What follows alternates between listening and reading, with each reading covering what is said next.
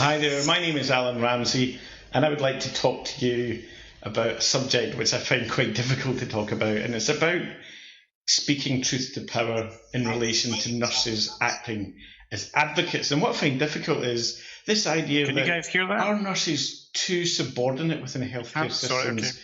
to actually advocate for their patients properly.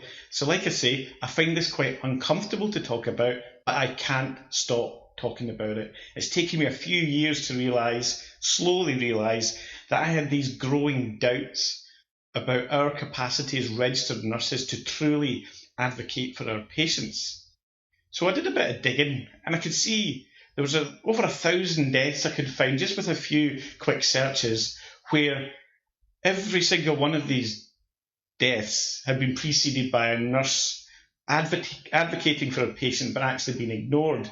Now, my concern isn't simply about letting our patients down, and I'll talk about that in a minute, but I really worry about how does that position ourselves as a profession within healthcare?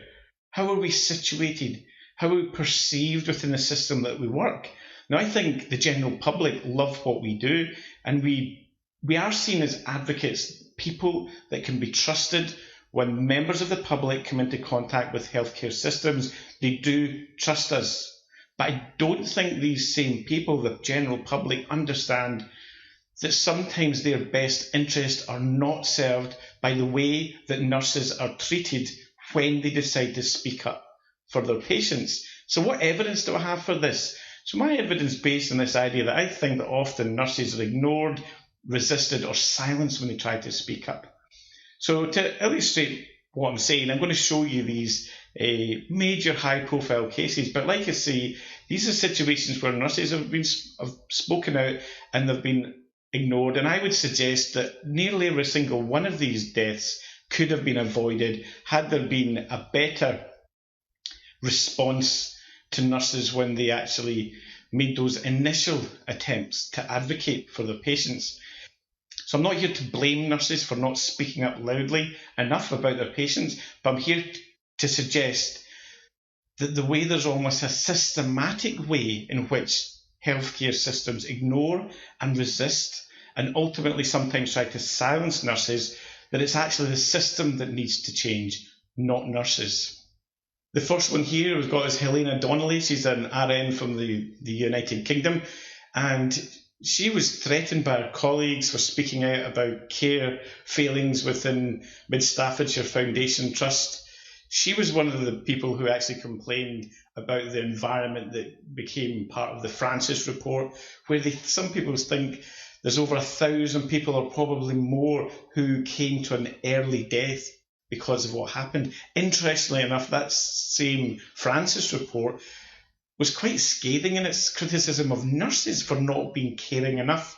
When I read the Francis report, I see that it's a health trust, a health system that seemed to be more interested in hitting financial targets than investigating nurses when they did have concerns about poor quality of care and being understaffed, having too much work to do. Second one here is Toni Hoffman. She's from Australia. She was a registered nurse who first spotted Dr. Patel, who later became known as Dr. Death in Bundaberg in Australia. And even she noticed that his patients were not receiving the right kind of treatment when they come back from theatre. And she was bullied and victimised by the system. And Toni, even to this day, is really suffering the consequences of sticking up for her patient.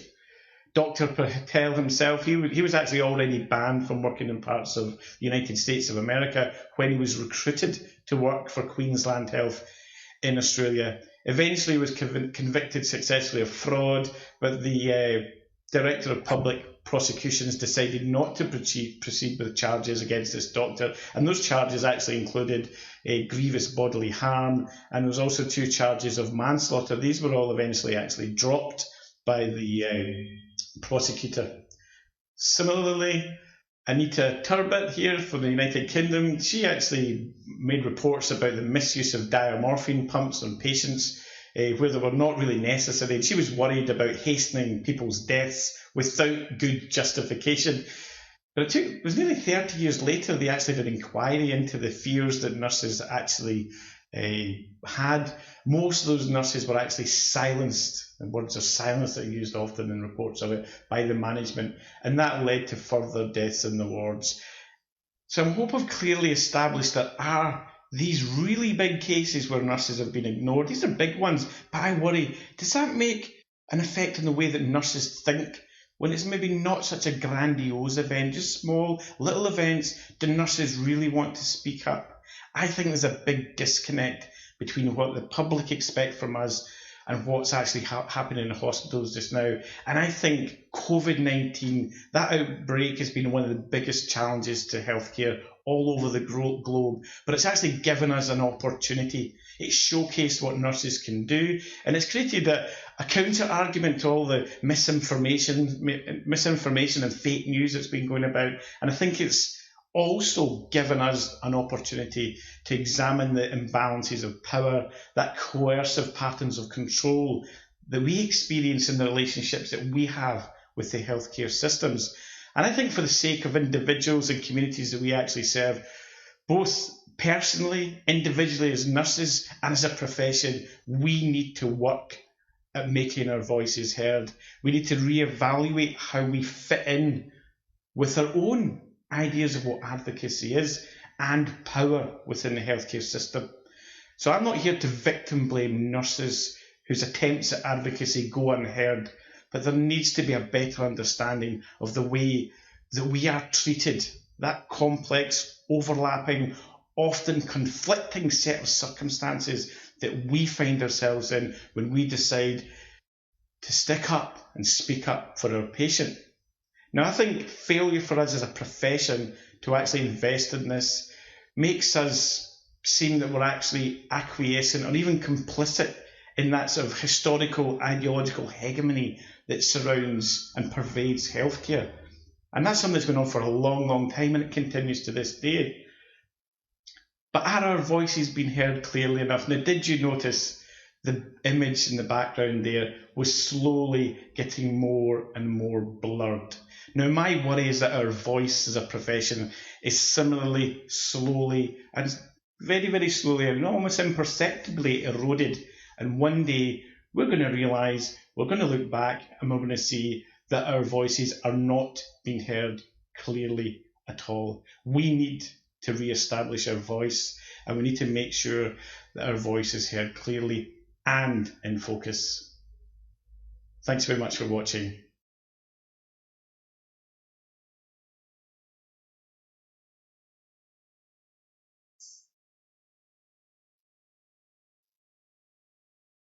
Hello, have I still got the floor?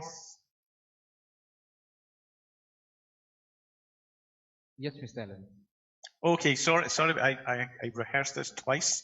I rehearsed it using Media Player and YouTube locally, so thank you very much to the team there for getting my video onto the screen. I did have a preamble, but I'd just like to thank you guys at the International Institute of Health Sciences for your courage and determination at this very interesting time in your history for getting things done and just getting on with it. So much like a nurse.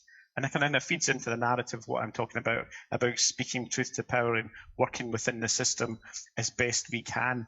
Yeah, and Yolona acknowledging the people who own the land. I think it's a peculiar expression, sovereignty, just now, so I'm not going to talk about it now for you guys in Sri Lanka. But I was wondering for you people there, obviously I've looked at this globally, that sometimes nurses are just too far down the ladder of hierarchy in a hospital to actually advocate properly. This was my preamble. I wasn't going to steal my own thunder, but I know Melanie's going to talk a little bit later about professions and how they shape, professional standards and how they shape our profession and maybe even create our profession. But I've taken you a little bit to the side here and say, I think we're doing a good job here. I think the system, and this is every system. I've worked in a few places around the planet. I live and work in Australia, but I'm from Scotland.